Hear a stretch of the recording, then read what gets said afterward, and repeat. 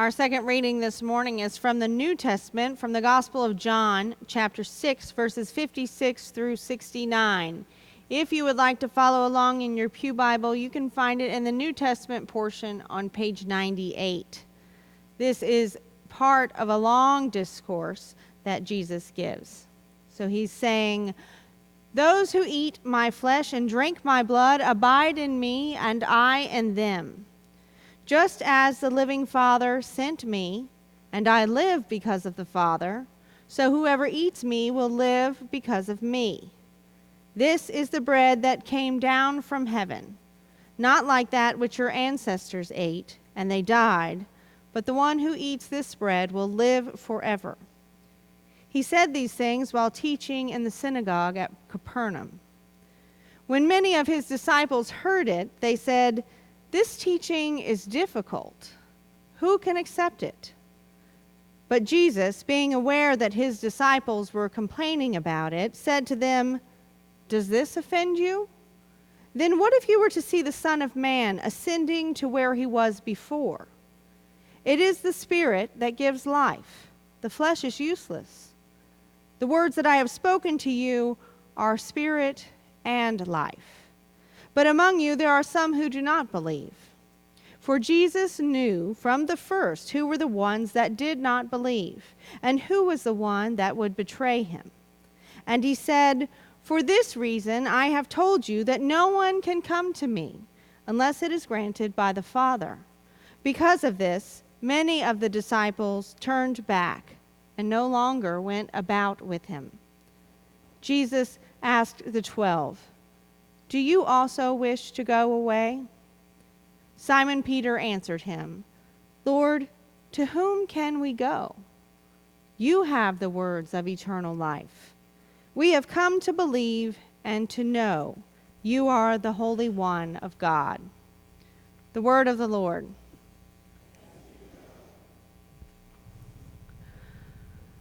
I recently went on my very first silent retreat a couple of weeks ago. As I prepared to go on the retreat, I wasn't quite sure what to expect. Was I supposed to take something with me? Was there going to be an agenda? Were we just supposed to sit and stare at each other in silence all day? And would there be people who took work to do? I asked Caroline Martin all of these questions, and she said, "Do whatever you want." So eventually I decided that I would take a tote with my prayer book, my Bible, a notepad, and a pen in it. I also took a lunch and a bottle of water with me. And the lunch that I took, I stopped at Central Market on my way and got one of those ready-made boxes. It's just a little plastic box, and it had 4 little compartments. One had kale salad, one had pasta salad, one had chicken salad, and then the 4th one had these little things. I don't know what you call them. I call them crostinis.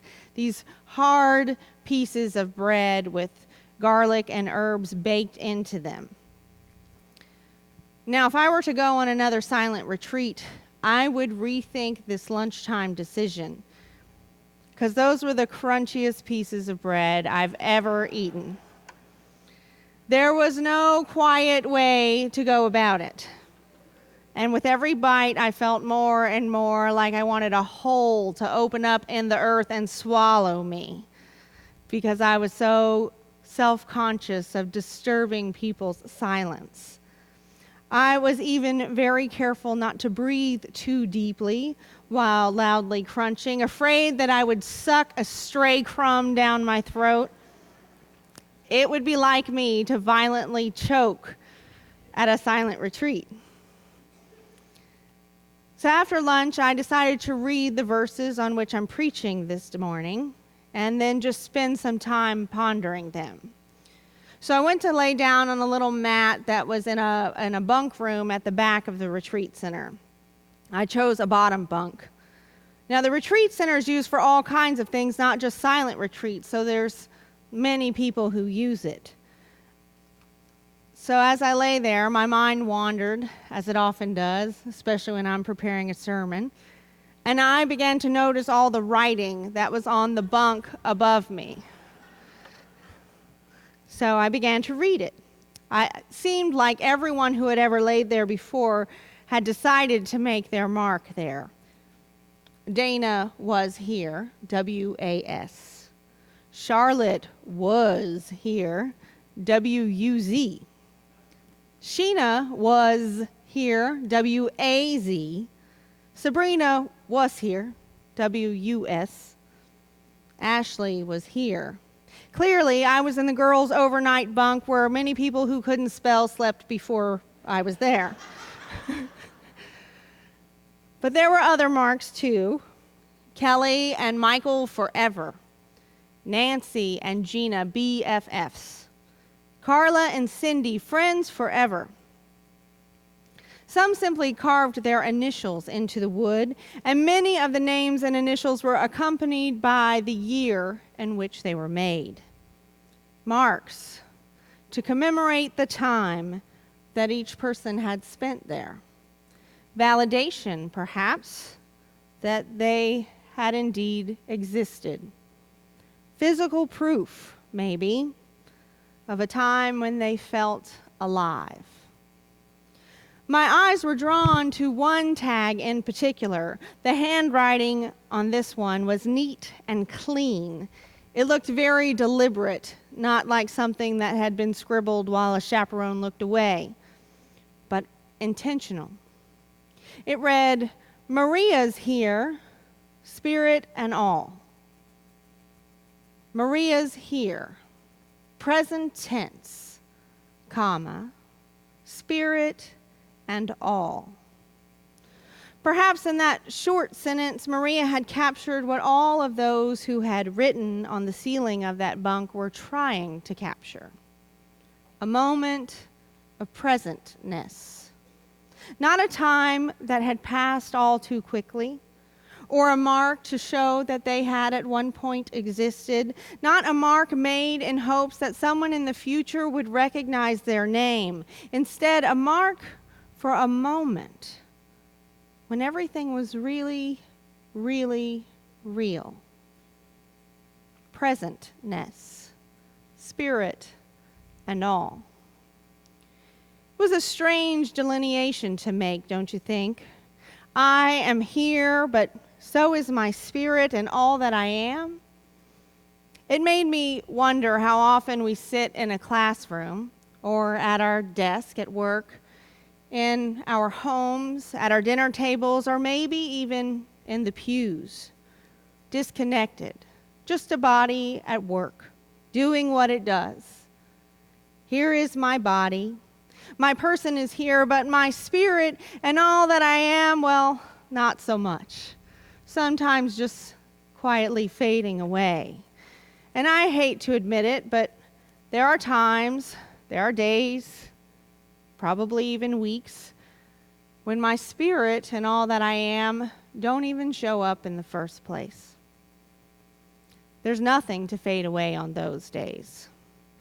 My spirit and all that I am can get pushed to the side when there's something big going on at work that I decide to fret about, or when a family member or friend is sick and I worry, or there's a health issue and my spirit just seems to get pushed into the background. But I'm also surprised by how many times my spirit and all that I am are missing in action simply because of the everyday pressures that I put upon myself, even to do the most piddly little things. Seriously thinking that if the dishes aren't put away first thing in the morning, that my whole day is going to be bad.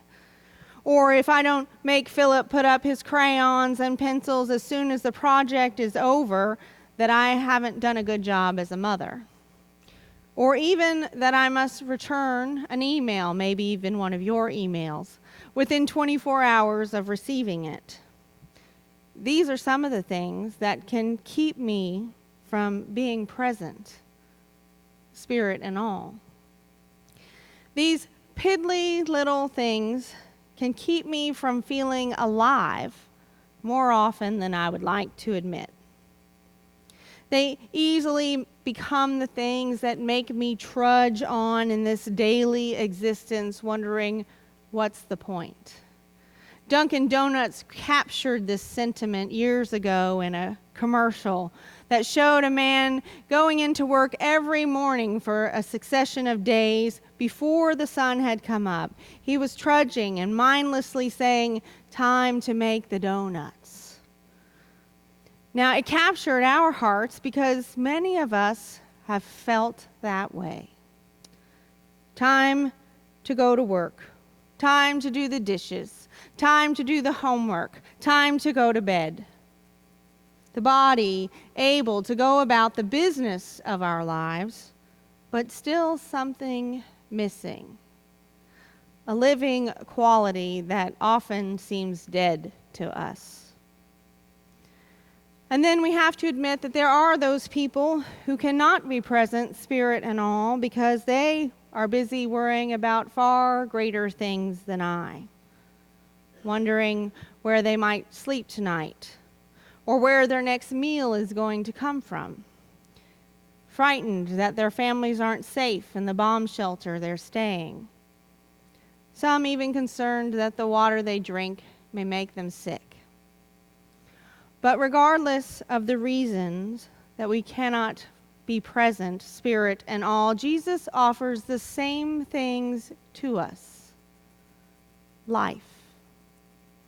The opportunity to be alive. Flesh and blood. Those are the things that Jesus offers us in our reading in the Gospel of John this morning. Flesh and blood. In the time that the Gospel of John was written, these were the things that were thought to literally make a being live. The Jews were not permitted to eat or drink anything that contained blood because they thought that the beingness of a creature resided in the blood. So the fact that Jesus told his disciples to eat his flesh and drink his blood was scandalous. The things that literally make you alive. That's what Jesus offered his disciples.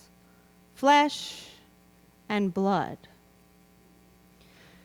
Now, we're at risk of missing some of the nuances in the gospel this morning because we think we know more about being alive than they did at the time the gospel was written. For instance, we know, of course, that you need flesh and blood, but we also know that you need a heart, and you need a brain, and you need white blood cells that function properly, and you need kidneys and glands to regulate hormones. We tend to get caught up in the physiology of things that make us alive. And so we risk not being able to understand Jesus' gifts.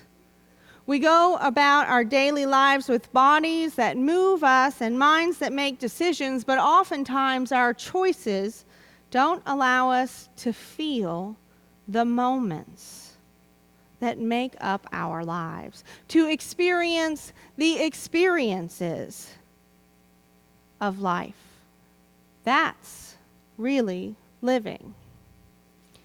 Now, Jesus makes his point by the words that he chooses in our reading this morning. Our translation in our Pew Bible reads simply, "Those who eat my flesh and drink my blood abide in me, and I in them."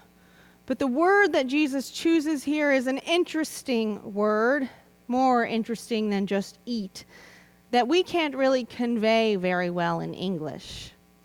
The word he chooses means something more like gnaw or crunch rather than eat. See, Jamie Clark Stoles, the associate professor of New Testament at Perkins School of Theology, says we should equate this type of eating that Jesus talks about with eating a turkey leg at the Texas State Fair. Now, I'm not sure if you've ever eaten a turkey leg before, but I can tell you that it's pretty messy. As you bite in, the meat on the bone is separated by all of these sharp, pointy little tendon-like things and sheaths that cover each compartment. There's no pretty way to eat one. You can't just nibble on it lightly and expect to get all that meat off of the bone. If you're going to eat a turkey leg, you have to go all in. You have to commit to it. And you have to know it's going to be pretty messy when you're all done. I couldn't help but also think of those little crostinis in my lunchbox. I had tried to hold them in my mouth for a few seconds, hoping they would soften before I chewed them, but it was to no avail. I was aware of each noise, each deafening crunch as I tried to silently chew them. I felt each breadcrumb break apart in my mouth as my teeth touched down, unintentionally alive in the moment. This type of eating, this type of living that requires all of our senses, that requires us to be very aware of what we're chewing, of what we're doing, is the type of eating that allows Christ to abide in us. And that's the primary goal for the author of the Gospel of John, to abide in us and have God also abide in us, and for us to abide in him. Jamie Clark Stolz writes that the word for abide occurs 40 times in the Gospel of John and in almost every single chapter. Abiding is synonymous with living, really living. What John calls eternal life, we often call truly living, and it refers much more to a quality than to a quantity. What Jesus offered all of those following him that day and every day is real life. An opportunity to be alive in the moment, in any moment, in every moment. It seems like it would be a no-brainer, doesn't it? Be alive or don't be alive, be dead. But it's not quite that easy. It doesn't seem to be all it's cracked up to be, because when many of his disciples heard it, they said, "This teaching is difficult. Who can accept it?" This teaching is difficult. As if to acknowledge the difficulty, Jesus ratchets everything up a notch here too, as is his MO in the Gospel of John in general, and in this speech about being the bread from heaven in particular.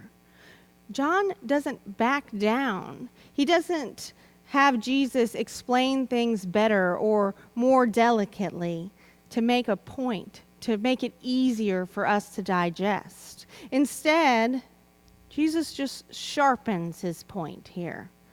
You think this concept is hard? Wait until we get to Ascension. If you have trouble being present right here and now with eating and drinking that which can make you alive while I'm standing here in front of you, how on earth are you going to keep a presentness about you when the Son of Man ascends to where he was before? It's important to note here that we're in the Gospel of John, not the Gospel of Luke that has this wonderful, beautiful ascension story, because in John, ascension of Jesus only occurs via the cross.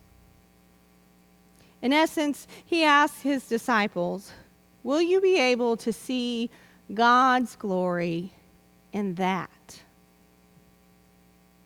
In that horrific and painful act, in the things that are going to happen that are not going to be pleasant, how are you going to find life then? Will you be able to be present, spirit and all, when that happens? Jesus isn't mincing words here. He asks hard things of his disciples. He asks hard things of us. Being alive is a scary practice, and it requires us to feel all the time, to taste all that life has to offer us, good and bad, sweet, sour, bitter, all of it. That we must be aware of the opportunity to be alive as often as we eat, to remain open and try new things, because in doing so, in allowing ourselves to really feel the moments and experience the experiences, well, that's how God comes to abide in us. Jesus wants us to practice being alive all of the time, as alive as God is in Him, to be here in the place that we find ourselves each and every moment, spirit and all.